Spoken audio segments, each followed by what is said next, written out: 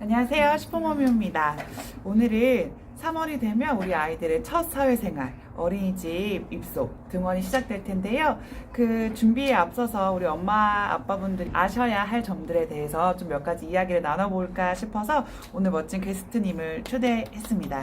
안녕하세요. 먼저 안녕하세요. 인사 부탁드릴게요. 네, 안녕하세요. 저는 현재 유치원에 근무하고 있고요. 올해 6살과 이제 3살이 되는 딸 둘을 키우는 엄마이기도 한 선생님입니다. 네, 반갑습니다. 감사해요. 지금 현직에 근무를 하고 계셔가지고 부득이하게 이렇게 모자이크 처리를 한 점 양해 부탁드릴게요.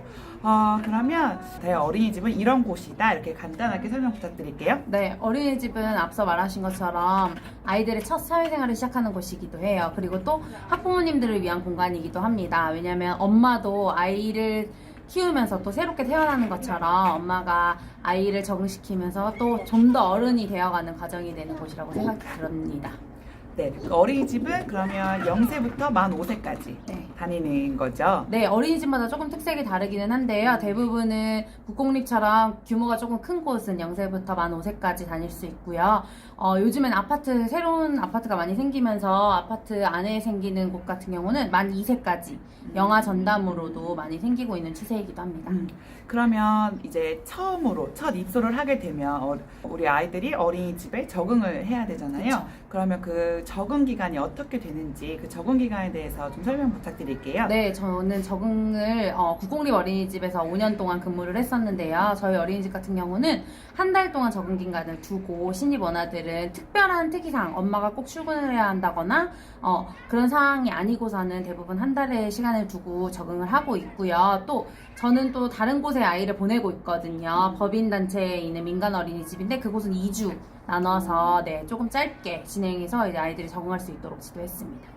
그러면 처음에 이제 적응할 때는 어떤 식으로 어린이집에서는 생활이 되나요? 네, 한 달로 일단 기본적으로 대부분의 어린이집은 한 달 기간으로 잡고 적응을 하다 보니까 그렇게 소개를 드릴게요. 총 4단계로 나누어지고요. 1단계는 엄마와 함께 지내기입니다. 그래서 엄마랑 정해진 시간, 1시간 정도의 시간을 같은 곳에서 놀잇감을 탐색하고 선생님과의 친숙해지는 시간으로 엄마와 함께 지내게 됩니다. 아이들이 처음으로 이제 낯선 공간에 가는 게 굉장히 아이들도 불안할 거예요. 그래서 엄마와 함께 어린이집에 새로운 친구들하고 선생님 그리고 유익감들을 탐색하는 시간을 갖는다고 생각하면 되겠네요. 네. 그럼 2단계 또 설명해 주시겠어요? 네, 그럼 2단계는 엄마와 헤어지기 단계입니다. 일주일 동안 엄마와 함께 익숙한 곳으로 적응했던 그 새로운 교실을 엄마랑 인사를 나누면서 아침에 1시간 정도 선생님과 친구들과 함께 지내는 시간을 가지게 됩니다. 그럼 엄마와 완전히 분리가 되는 그런 첫 단계인가요? 네, 그렇죠. 근데 이 시간은 길지는 않아요. 그리고 아이 특색마다 조금씩 다르기 때문에 너무 엄마와 헤어지는 걸 어려워한다면 미리 전화를 드리거나 또 선생님께서 사전에 이야기를 나누실 수 있을 거예요. 그래서 잠깐 분리된다고 생각하시고 어린이집 가까이에 계셔서 전화가 오면 언제든지 가실 수 있도록 그렇게 해주시면 될 것 같아요. 그럼 보통 등원해서 아이와 인사하고 뭐 잠깐 시장 갔다 올게 이런 멘트들을 보통 네, 그쵸. 하는 걸로 알고 있어요. 그래서 아이와 잠깐 인사를 한 다음에 한 1시간 정도 분리되어 있다가 이제 원에서 연락이 오면 그 시간에 정해진 시간에 찾으러 가는 거죠. 네. 저 같은 경우에는 이 기간 동안 다른 아이 엄마들과 좀 친해질 수 있는 시간이었었던 네, 것 네. 같아요. 그래서 왜냐면 1시간 시간 집에 가기도 좀 애매한 시간이기 때문에 보통 요 타임 때 다른 엄마들과 다른 아빠들과 좀 친하게 교류를 하시는 그런 시간으로 삼으시면 더 좋으실 것 같아요. 그럼 3단계도 혹시 있나요? 네, 3단계는 점심 먹고 집에 가는 하원 단계입니다. 그래서 이제는 엄마와 헤어지는 것도 제법 익숙하고 선생님과 친구들과 조금씩 친숙해지는 시기이기 때문에 이 시간에는 아침에 등원해서 엄마와 인사를 나누고 하루 일과, 오전 일과를 시작하게 됩니다. 그래서 아침에 놀이, 선생님과 뭐 새로운 활동 소개를 받고 또 점심을 같이 아이 친구들과 먹고 그렇게 하원을 하게 됩니다. 어린이집 특성마다 다 다르겠지만 이유식을 먹는 영아의 아이들 같은 경우에는 어린이집에서 준비를 해주나요? 아니면 뭐 엄마들이 챙겨 보내야 될까요? 대부분은 영아 전담이 아니고서는 대부분 유아식으로 준비가 되어요. 점심 같은 경우는. 그래서 유아식인 거죠? 네, 유아식으로 준비가 되기 때문에 오전 간식이 죽이 나오는 날 외에는 사실 죽을 따로 이유식을 준비해주지 않기 때문에 개별로 준비해주시면 좋을 것 같고 또 아이들마다 먹는 양이 다르고 또 먹을 수 있는 음식이 다르기 다르기 때문에 미리 선생님과 협의를 해서 직접 주는 게 좋을 것인지, 아니면 원에서 어느 정도 요일에는 과일이나 대체할 수 있는 음식이 나온다면 그날은 건너뛰고 준비하는 날로 이렇게 정하시면 될 것 같습니다. 이건 원마다 다르기 때문에 네, 맞아요. 원과 직접적으로 네. 상담을 하시는 게 가장 정확하겠네요. 그리고 알러지 같은 것들이 혹시 아이에게 있다면 미리 원에다가 네, 안내를 그쵸. 해주시는 게 훨씬 네. 더 좋은 거죠? 특히 땅콩이라든지 계란 알레르기는 심각한 알레르기를 일으키기 때문에 대부분 미리 사전에 저희가 입소 서류를 작성할 때 아이들마다 특색적으로 알레르기가 있는 경우에는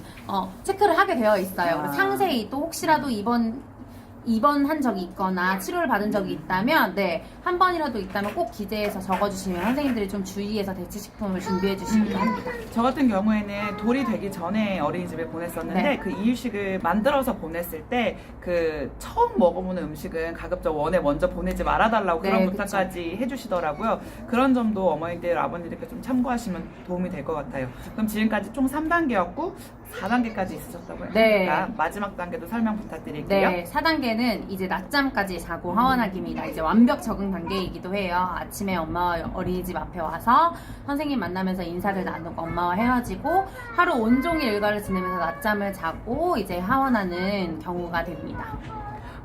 그럼 이 낮잠 같은 경우가 가장 어려운 단계라고 저는 생각이 들어요.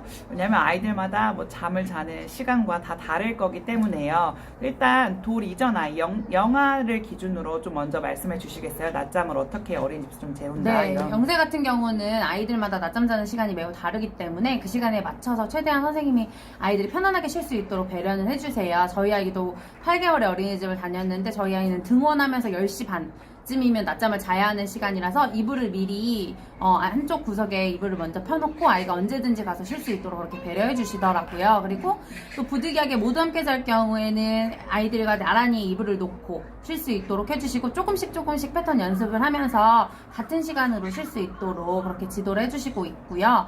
그리고 애착 인형 같은 경우는 영세 같은 경우는 꼭 이불이라든지 이런 애착을 가지는 물건이 있어요. 근데 조금 분리될 수 있는 경우라면 굳이 애착 이불을 보내주시지 마시고 아이들이 그냥 편안하게 친구들과 동일하게 쉴 수 있도록 배려해 주시면 좋을 것 같고요. 만 1세부터는 정해진 시간에서 아이들이 잠을 자요. 보통은 12시 반 점심 이후 양치를 하고 난 다음부터 1시간에서 1시간 반 정도의 시간을 낮잠을 자기도 하고 또 부득이하게 못 일어나는 경우는 좀 더 배려해서 아이들이 더 쉴 수 있도록 하는데 만 1세는 쪽쪽이나 젖병을 아직 못 대고 있는 경우가 많기 때문에 사전에 선생님께 낮잠 잘 경우 우리 아이는 쪽쪽이를 꼭 물고 자요. 아니면 분유를 먹어야지만 잠을 자요. 특징을 미리 얘기해 주시면 선생님이 그거에 맞춰서 처음에 적응할 때는 편안하게 할 수 있도록 도와주시고 이후에는 아이가 자연스럽게 뗄 수 있도록 가정과 협력하여서 편안하게 쉴 수 있도록 배려해 주실 거예요. 그럼 4단계까지 저희가 좀 알아봤는데 첫 번째 단계가 뭐였죠, 선생님? 엄마와 같이 지내기. 엄마와 같이 지내고, 그리고 두 번째 단계는 엄마와 헤어지기, 세 번째 단계는 점심까지 먹는 것, 마지막 네 번째 단계는 낮잠까지 자는 거였어요. 그런데 이 기간이 보통 한 단계당 1주 걸린다고 네. 저희가 보통 생각하면 되겠죠.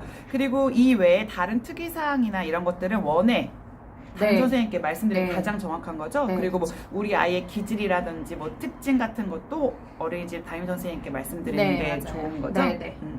알겠습니다. 그러면 이제 등원을 할 때 아이들에게 이제 챙겨야 될 물품이 되게 많더라고요. 그래서 이런 것들을 챙길 때 이런 것들은 주의하시면 좋겠다. 아니면 이렇게 챙기시면 더 도움이 많이 될 거예요. 이런 것들을 좀 알려주시겠어요? 네, 모두 다 아시다시피 이 모든 물건에는 이름을 기재해 주시는 게 중요해요. 아이들마다 비슷한 물건도 너무 많고 그때 유행하는 치약, 칫솔 모든 아이들이 다 들고 오거든요. 그래서 아이가 구분할 수 있도록 그리고 스스로 이름을 붙여주셔서 아이들이 직접 정리하고 찾을 수 있도록 그렇게 배려해 주시면 좋을 것 같고 또 아이들도 직접 내 가방에서 나온 건 스스로가 알 수 있거든요. 그래서 집에서도 스스로 할 수 있는 연습을 계속 같이 도와주시면 좋을 것 같아요. 그리고 여벌 옷 같은 경우는 때에 따라 계절에 따라 계속 바뀌게 되니까 우리 아이가 뭐 기저귀가 자주 샌다든지 아니면 많이 흘리고 먹는다든지 그럴 경우는 좀 더 여유롭게 준비해 주시면 좋을 것 같고요.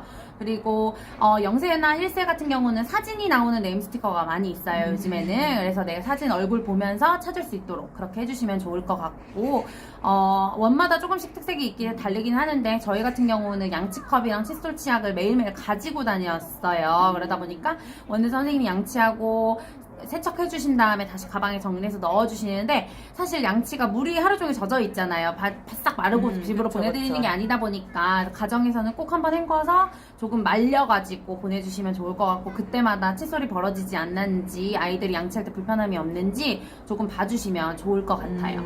그런데 이 낮잠 이불을 고를 때도 되게 종류가 다양하더라고요. 그쵸, 네. 뭐 사계절 이불, 여름용, 겨울용 뭐 이렇게 되게 많더라고요. 근데 처음 어린이집에 보내는 엄마의 입장으로서 어떤 거 고르는 게 좋을까? 1년 내내 사계절용으로 하나 사서 1년 내내 쓰는 게 좋을까? 아니면 계절마다 바꿔주는 게 좋을까? 이런저런 고민을 하게 되거든요. 왜냐면 1, 2만 원 하는 게 아니잖아요. 네, 이불 그쵸. 같은 경우에는. 그래서 이런 이불 세트를 구입하시는 게 조금 더 어린이집에서 아이들이 잘 쓸 수 있다. 이런 팁이 있을까요? 저 같은 경우는 아이들이 대부분 밀루앤개비로 네. 많이 일체형으로 많이 사용하시더라고요. 네, 낮잠 네, 이불 네, 네. 검색하면 제일 먼저 일체형이 나오잖아요. 근데 이제 그쵸. 아이들이 한 자리에 누워서 가만히 자는 아이들도 있지만 뒹굴러서 자는 아이들이 대부분이에요. 그리고 또 오전에 활동적인 활동을 많이 하면 아이들이 조금 더 뒤척이는 편인데, 일체형 같은 경우는 뒤척이면서 이불이 감기거나 해서 불편함이 조금 있는 것 같더라고요. 그래서 제가 아이를 보낼 때는 분리형으로 보냈거든요. 이제 아래 지퍼가 달려서 걷어서 매트는 사용하고, 위에는 사계절로 바꿔서 조금 추울 경우에 도톰한 걸로, 더울 경우는 얇은 이불로 대체해서 쓸 수 있도록 그렇게 해서 보내고, 아이가 편에 따라서 이불을 덮고 아니면 이불을 덮지 않고 이렇게 지낼 수 있도록 해서 보냈는데, 그 밀루개비 같은 경우는 안에 매트, 겉에 이불에도 매트를 끼고 뺄 수 있더라고요. 그러다 보니까 어머님들이 많이 선호하시는 것 같아요. 근데 일단 세탁을 하면 1년 이상은 오래 쓰기는 어렵더라고요. 왜냐면 매주 세탁을 하다 보니까 그쵸, 사계절로 사다 아무래도. 보면 아무래도 금방 해지기도 그쵸. 하고, 네, 그러는 경우가 있어서 저 같은 경우는 거의 뭐 6개월에 한 번씩 이불을 대체해서 바꿔주는 경우도 있었거든요. 그래서 어머니가 보시고, 사실 어머니의 특성상 개인적으로 선호하는 게 개인적인 다르기 취향이- 때문에. 취향이죠, 엄마 취향. 맞아요. 근데 이제 아이가 잘 때 집에서도 뭐 도톰한 이불을 꼭 덮어야지 자는 아. 아이다 싶으면 그런 이불로 골라서 선정해서 보내주시고, 가정과 비슷하게 우리는 이불 없어도 돼요. 그런 경우는 그냥 매트에다가 얇은 거즈 같은 거. 네, 얇은 이불로 대체할 수 네, 있는 걸로 블랭킷. 보내주시면, 네, 블랭킷. 블랭킷으로 대체해서 덮을 수 있도록 해주시면 아이들이 편안하게 가정과 달리 너무 다르다고 생각 안 하고 편안하게 지낼 수 있을 것 같아요. 근데 저희 아이 같은 경우는 비계를 안 베요. 네. 그럴 경우에도 비계를 꼭 보내야 하는 건 맞죠? 네, 그쵸. 아이들이 자면서 베개를 베고 자는 습관을 들이기 위해서 어린이집에서는 잠자리를 정돈해 주시면서 베개에 꼭 아이를 눕혀주시거든요. 아. 자는 중간에 뒤집어지더라도, 네, 해주시니까 같이 보내시는 게 좋을 것 같아요. 알겠습니다. 그러면 그 매트가 포송포송한 게 좋을까요? 아니면 그냥 이불 쫙 하나 있는 거 그런 게 더 좋은가요? 이것도 아이의 취향, 엄마의 네, 취향인 그쵸. 거죠? 이제 뭐 쿠션감이 좋은 게 꼭 있어야 하는 경우는 그렇게 보내주시기도 하는데, 0세, 1세, 2세 같은 경우는 대부분의 놀이하는 도톰한 매트 위에서 아이들이 대부분 낮잠을 자거든요. 그러다 보니까 너무 두꺼운 거는 또 아이들이 땀이 많이 나거나 그럴 경우도 있어서 원에서 한번 둘러보실 때 보시고, 이 정도 매트에서 잠을 자는 경우가 대부분이다 보니까 너무 도톰하지 않는 게 필요하다 싶으시면 얇은 걸로 준비해 주시고. 그것도 원마다 또 네, 차이가 맞아요. 있겠네요. 네. 알겠습니다. 이 준비물 또한 어린이집마다 다 다르기 때문에 네, 그쵸. 뭐 어떤 어린이집은 기저귀를 통째로 그냥 한 박스 맡겨서 그때마다 어린이집에서 쓰는 어린이집이 있고, 아니면 뭐 날마다 몇 개씩 챙겨서 가방에 챙겨서 보내는 어린이집이 있고, 그리고 뭐 말씀하신 것처럼 식판을 가지고 가는, 아니면 뭐 양치컵을 가지고 와서 맡겨서 거기서 다 알아서 해주시는 그러한 어린이집들도 있거든요. 그래서 말씀드린 것처럼 어린이집 준비물 같은 경우도 원의 사정마다 다 다르기 때문에 우리 원은 이렇게 하는구나 라는 걸 미리 숙지를 하셔서 그거에 맞게끔 준비를 해주시고, 뭐 매일 원에서 소독을 한다 하면은 뭐 스테인레스로 된 그런 양치컵을 준비하시는 것도 많이 도움이 되실 거예요. 그리고 자료는 OT 책자를 보시면 다 나와 있어요. 그래서 네네네. 원에 입소 전에 OT를 받으실 때 그 내용 안에 준비물을 잘 확인하셔가지고 빠짐없이 준비해 주시는 게 좋을 것 같아요. 그럼 그 원에 나오는 그 OT 책자, 그거를 이제 부모님들께서 위해서 잘 읽어보시면 되겠네요. 네. 그러면 이제 엄마들은 다 이렇게 준비가 끝났어요. 그럼 우리 이제 아이들도 마음의 준비를 해야 되잖아요. 그쵸. 그 아이들에게 도움이 되게 우리 엄마들이 좀 집에서 좀 도움을 줄 만한 것들이 있을까요? 어린이집 같은 경우는 0세부터 1세까지도 스스로 할 수 있는 건 스스로 많이 할 수 있는 경험을 주는 편이에요. 기저귀, 내 자리에 기저귀를 가져온다든지, 했던 기저귀를 쓰레기통에 버린다든지, 이런 단순한 거지만 아이들이 그러면서 손으로 집어보고 찾아보고 이런 활동을 많이 하거든요. 그래서 가정에서도 미리 엄마랑 하면서 아이가 스스로 할 수 있는 일, 뭐 양말을 벗어본다든지, 아니면 쓰레기통에 넣어본다든지, 기저귀를 가지고 온다든지, 이런 것들을 스스로 할 수 있는 일들을 함께 놀이처럼 경험해보는 게 좋을 것 같아요. 저도 아이를, 선생님도 그러시지만 저도 아이를 굉장히 어린이집에 일찍 보낸 편이었거든요. 그랬을 때 뭐 깍꿍놀이라든지 이런 것들 엄마와 헤어질 때 분리불안을 좀 덜 시켜주기 위해서 그런 놀이를 좀 해주시면 좋아요 라고 어린이집 선생님들께서 좀 이야기를 해주셨거든요. 그런 깍꿍놀이라든지 어린이집에서 앞으로 아이가 쓸 물건들은 솔직히 집에서는 안 쓰는 물건들도 있을 거잖아요. 그래서 미리 펼쳐놓고 아이들에게 이거 앞으로 너 거니까 앞으로 어린이집에서는 이런 거 사용할 거야 미리 이렇게 알려주는 것도 많이 도움이 되겠네요. 네. 자, 그럼 준비물까지 모두 챙기고 아이들에게도 이제 당부의 메시지 다 전했어요. 그러면 우리 아이들이 이제 등원할 때 어떤 옷을 입고 가야지 예쁘기도 하면서 실용적이기도 한 그런 옷들이 있을 거예요, 분명히. 네, 근데 그렇죠. 엄마들은 마음적으로는 솔직히 예쁜 옷 막 레이스 달리고 막 이런 거 입혀보내고 싶어요.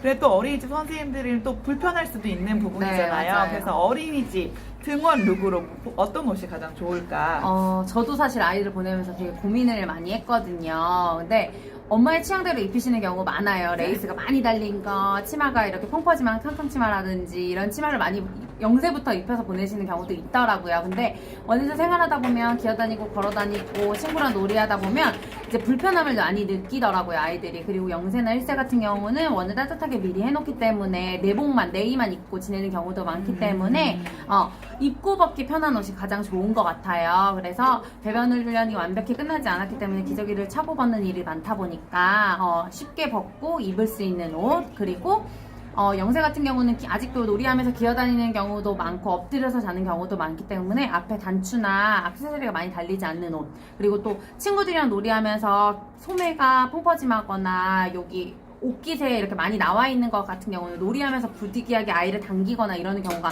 있거든요. 그러다 네네. 보니까 아이들이 편안하게 입을 수 있는 옷은 기본적으로 맨투맨의 레깅스, 편한 등원룩으로 나오는 옷 있죠. 왜 한 벌로 세트로 나와 있는 네네네. 옷이라든지, 네, 그런 옷으로 대체적으로 편안하게 입혀서 놀이할 때 불편함 없이 입을 수 있도록 해주시면 좋을 것 같아요.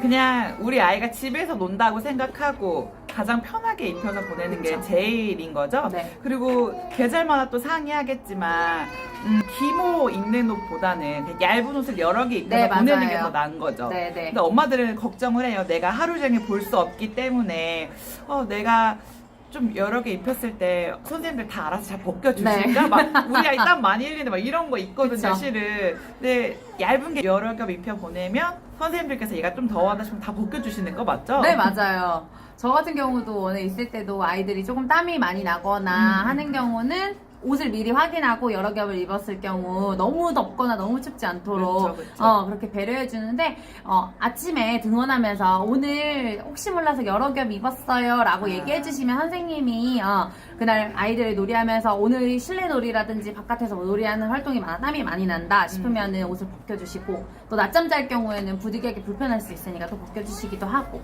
하니까 아침에 살짝 선생님께 전해주시는 것도 팁인 것 같아요. 알겠습니다. 그러면 어린이집을 보내게 되면 이제 알림장을 쓰게 되잖아요. 이것도 원마다 다를 텐데 뭐 수기로 알림장을 쓰는 경우가 있을 테고, 요즘에 키즈노트 어플로 많이 이용해서 키즈노트로 알림장을 많이 쓰기도 하더라고요. 근데 이 알림장을 쓰는 요령 같은 게 또 따로 있을까요?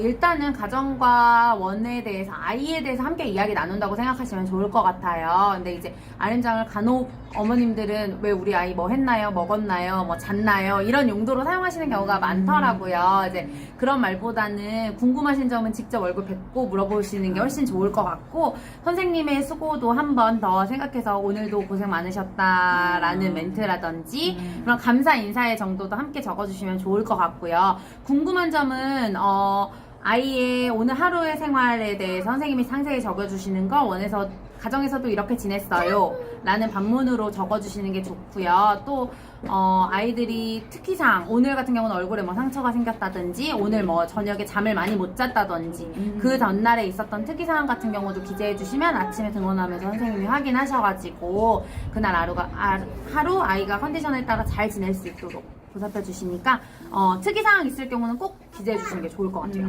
저는 영아의 경우 같은 경우에는 이 알림장에 저는 뭐 분유 몇 시에 먹어서 보냈고 뭐 이유식 몇 시에 챙겨주시면 되고 이런 아이들마다의 네, 그 그쵸. 스케줄 그거를 그냥 저는 알림장에 써서 아이 그냥 보냈었거든요. 다른 종이에 쓰지 않고 그렇게도 참고해 주시면 좋을 것 같고.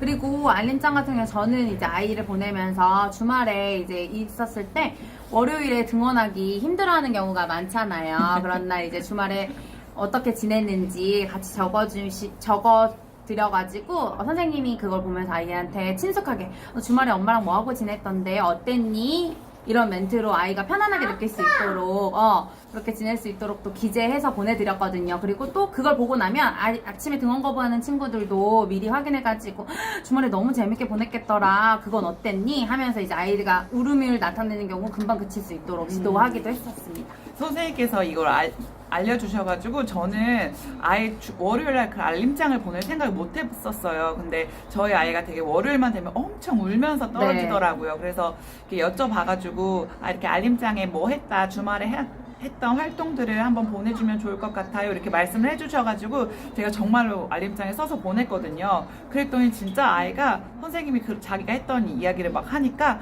울음을 금방 그치고 어린이집에 다시 적응을 했다고 하더라고요. 그래서 이런 것들은 정말 어린이집에서 근무하시는 선생님 아니고서는 엄마들은 지금 잘 모르실 거예요. 그래서 이런 것들을 꼭 참고하셔서 주말 동안에 뭐하고 놀았는지 아이의 특이사항에 대해서는 알림장에 또 기재해 주시면 월요일에만 일어나는 그런 등원 공부는 좀 덜해지지 않을까 그쵸, 맞아요. 싶어요. 네. 엄마 아빠의 마음가짐에 대해서 좀 알려주시면 좋을 것 같아요. 실은 엄마 아빠는 처음 보내는 거니까 기관이나 어떤 사회생활에 아이를 처음 남의 손에 누군가 맡기는 거니까 굉장히 불안해요. 요즘 언론이나 이런 매체 같은 걸 보면 뭐 어린이집이나 유치원 같은 데 사건 사고가 많이 네, 일어나잖아요. 그래서 부모들 입장으로 되게 불안해요. 내 아이가 잘 지내고 있는 건지 아니면 우리 선생님이 우리 아이만 계속 볼 수는 없잖아요. 솔직히 일대 다수의 아이를 케어하기 때문에. 그래서 우리 아이는 잘 지낼까, 우리 선생님이랑 잘 맞을까, 아이들과 싸우지는 않을까, 모든 게 염려와 걱정이 그쵸. 되는 게 맞아요. 부모의 마음이더라고요. 네. 그래서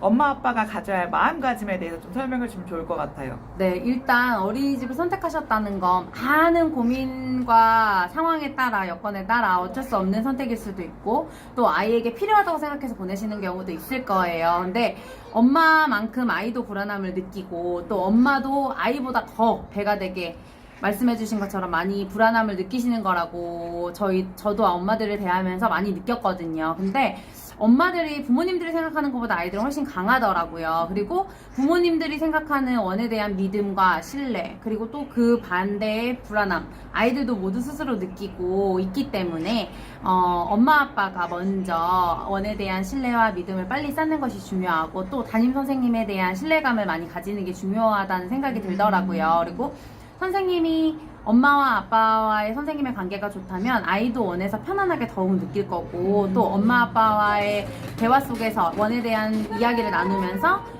편안하게 적응할 수 있을 것 같아요. 그리고 또 간혹 이제 어머님들이랑 친해지시다 보면 선생님에 대한 이야기 또 원에서 일어났던 모든 이야기들이 선생님 제외하고 그쵸. 아이들, 부모님들과의 이야기가 많이 일어나잖아요. 그쵸, 그럴 그쵸. 경우는 궁금하신 점은 항상 선생님께 직접 물어보시는 게 가장 중요해요. 왜냐면 그 당사자의 그곳에서 같이 지켜보셨던 분은 선생님이기 때문에 네. 그래서 모든 궁금하신 점은 선생님께 직접 물어보시고 또 건너 누구 엄마에게 이렇게 물어보는 일보다는 네, 선생님께 직접 물어보시는 게 가장 좋을 것 같고 아이한테 질문할 때도 항상 조금 긍정적인 편으로 질문해 주시는 게 좋을 것 같아요. 오늘은 누구랑 놀았니? 먹었니? 잤니? 이런 말보다는 오늘 어떤 게 즐거웠니? 뭐 오늘은 선생님이랑 어떤 놀이를 했니? 이런 걸로 원에 대해서 조금 아이가 즐거웠던 걸 생각하면서 원을 좋은 긍정적인 생각으로 생각할 수 있도록 지도해 주시고 관심 가져주시는 게 좋을 것 같아요.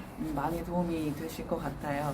마지막 질문입니다. 이제 현직 교사시잖아요. 네. 교사의 입장으로서 이제 어머니, 아버님들께 하시고 싶은 메시지가 또 있을 것 같아요. 네. 부탁드릴게요. 네, 저도 아이를 키우는 부모이기도 하고 또 다 많은 아이들을 키우는 선생님이기도 합니다. 근데 부모님 못지않게 아이에 대한 생각을 많이 하는 분이 바로 선생님이에요. 선생님은 제2의 엄마라고 생각하고 모든 이 직업을 가지시는 선생님들 모두가 그렇게 생각하실 거예요. 그러다 보니까 아이가 다치고 아픈 것도 선생님도 부모님 못지않게 마음이 속상하고 슬프기도 하거든요. 그러다 보니까 원에서는 아이들이 편안하게 적응할 수 있도록 또 부모님도 안정적이게 아이들 못지않게 적응할 수 있도록 많이 애쓰시고 노력하시니까 그에 반해 부모님들이 작은 일로 이제 선생님에 대한 신뢰가 무너지는 건 선생님으로서 많이 어렵고 힘든 일이거든요. 그래서 사소한 일에도 선생님께 직접 물어보시고 또 아이의 의견도 중요하지만 선생님에게 정확한 답변이 가장 중요한 것 같더라고요. 그래서 선생님이랑 대화를 많이 나누시고 궁금하신 점은 언제든지 물어보시면 그리고 아이와 선생님 그리고 부모 셋이 함께 해야 되는 게 어린이집 생활이고 아이들이 커가는 과정인 것 같아요. 그러다 보니까 엄마 아빠들이 선생님에 대한 신뢰 믿음이 깨지지 않도록 1년 동안 잘 적응할 수 있도록 함께 애써주신 선생님들께도 꼭 수고 인사 잊지 않으셨으면 좋겠습니다. 감사합니다, 네. 선생님. 어려운 시간 내주셔서 네, 굉장히 감사해요. 감사합니다. 네. 이 3월이 되면 우리 아이들이 등원을 준비하는 부모의 마음은 굉장히 더 분주해질 거예요. 그리고 진짜 우리 아이가 이렇게 말한 것처럼 잘 적응하면 참 좋겠다 이렇게 많이 생각이 드실 거예요. 우리 아이들 잘 적응하겠죠? 네, 그럼요. 걱정 마시고, 네. 아이들이 잘 적응할 수 있도록 엄마가 힘써주시는 건, 울어도 어린이집에 꼭 보내줘야 한다는 거. 그쵸. 보상 외에, 오늘 꼭 가서 보상을 준다기보다는 꼭 가야 하는 곳이라고 인식하게 해주시면 훨씬 적응하는 데 도움이 많이 될 거예요. 애들이 들어가면서 울지만 또 문 닫으면 또 네, 아무 일 찢어. 없다는 듯이 가방 풀고 자기 거 정리하니까 네, 너무 네, 걱정 네. 마시고, 네.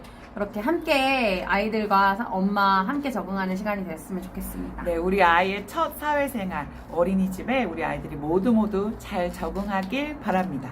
자, 그럼 이 세상의 모든 엄마와 아빠는 강하다. 지금까지 슈퍼 맘이요. 맘이요. 감사합니다. 감사합니다.